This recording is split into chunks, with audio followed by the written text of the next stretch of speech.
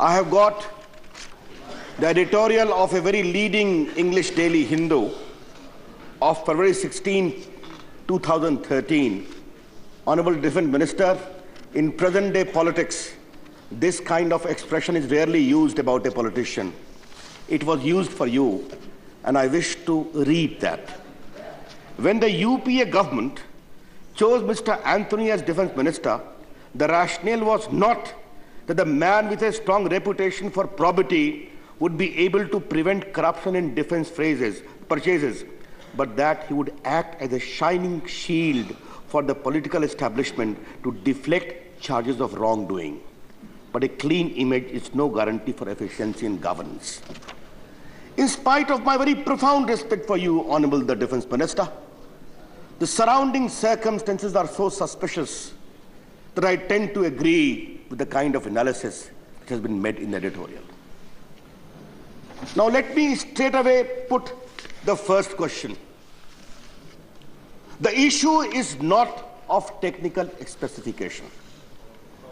The issue is not about the quality of the helicopter.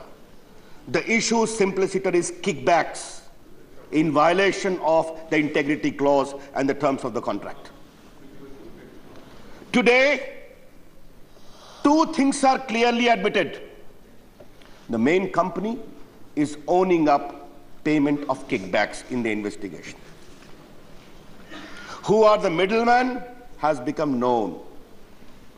The only thing required to be known in India is who are the recipient who got the kickbacks. If that is the case, let me take from your statement 5 specific instances as to why you did not choose to act. Now, paragraph 20 to 24 of your statement says, of the Defence Ministry, that the first information about unethical dealings came to light in February 2012, paragraph 20. You write to the government, the embassy in Rome, please take information. They do not get it. My second query in this regard is very specific. Paragraph 26 of your statement says, in the light of Ministry of Foreign Affairs directing the embassy to approach the prosecutors in Italy, a formal request was made on July 16, 2012 to Naples prosecutors. What happened thereafter? The entire statement is silent thereafter. Why did not the government of India pursue the matter with the prosecutors in Naples in view of the enormity of the situation? That is my second question. I would like to have a very clear and categorical reply. My two colleagues, Prakash Javadekar and Mr. Chandan Mitra, have elaborated the matter. On 19/4/2012, April, nearly an year, one Mr. Edmund Allen of Gantons Limited writes to you. He sends an email to you containing many classified documents.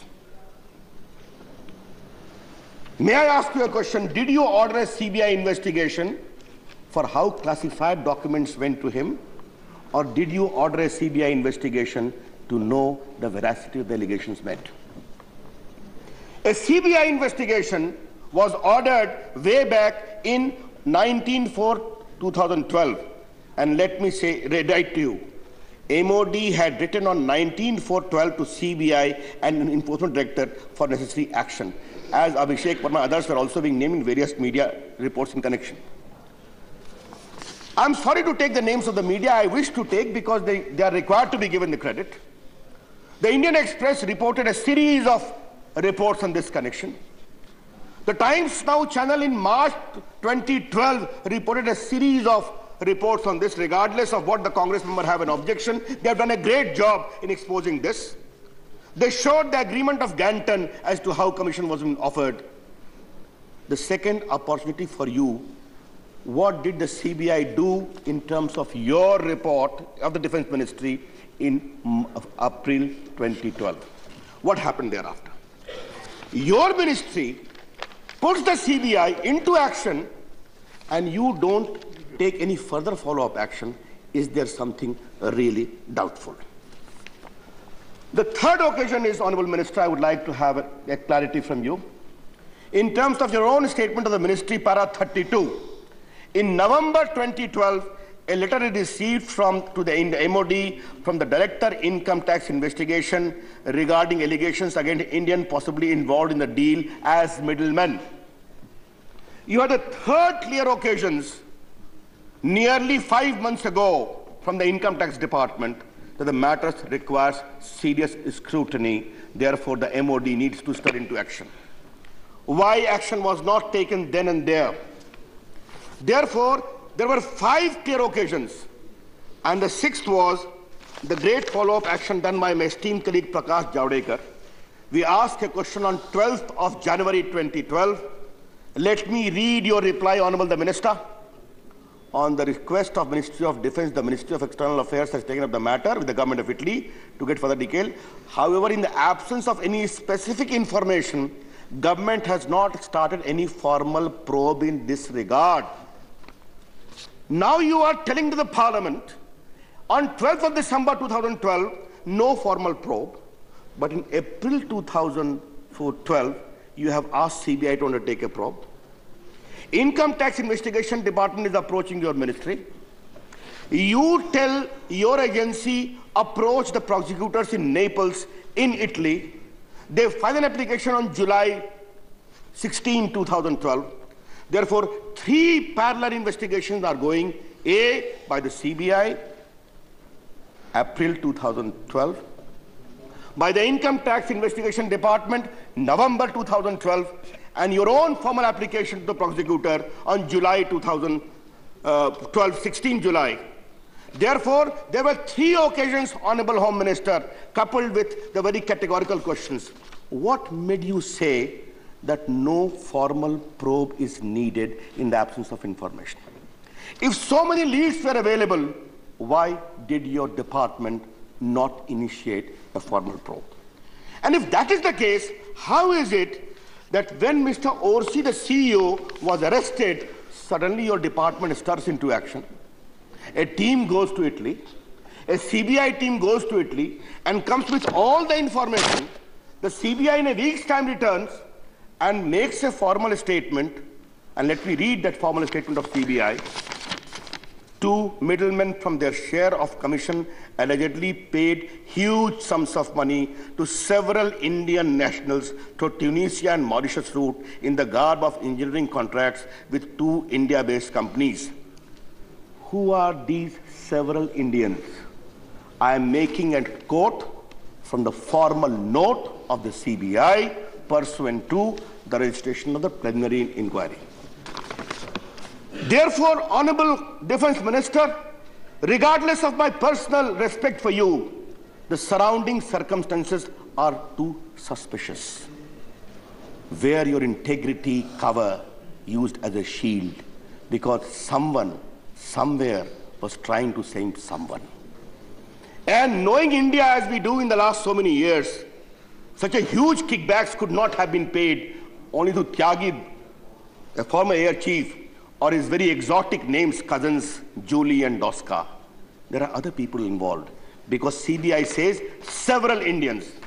Honorable Defence Minister, we would be very grateful that if these specific queries of mine are pointedly responded to.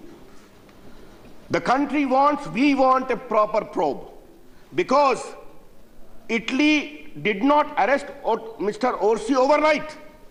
The investigation was going for so long, and the country is not prepared to accept that in spite of your effort, you could not get the information, and when Mr. Orsi is arrested, you get everything in a week's time. This logic is no one is going to buy. I repeat, someone was trying to save someone because of some reasons. Therefore, we want a fair probe. Who have paid the money is too well known. Through whom the money came is also established. Who received the kickback in India is only the limited nature of inquiry. We demand that inquiry to be fair, time-bound, not to meet the fate as to what happened in Bofors. The government of India was available to save a gentleman at that point in time. Therefore, if you could not act in time, Mr. Defense Minister, now the entire record of your public life is under serious question and scrutiny. Assure a fair probe, assure a timely probe, assure this House that regardless of the stature of this recipient, they will not be spared, and he will ensure that regardless of the high connections they have, they will be caught, they will be prosecuted, because the company which has flouted the integrity clause will not be spared. These are my very specific query. I'll be grateful if you come with a specific response. Thank you, sir.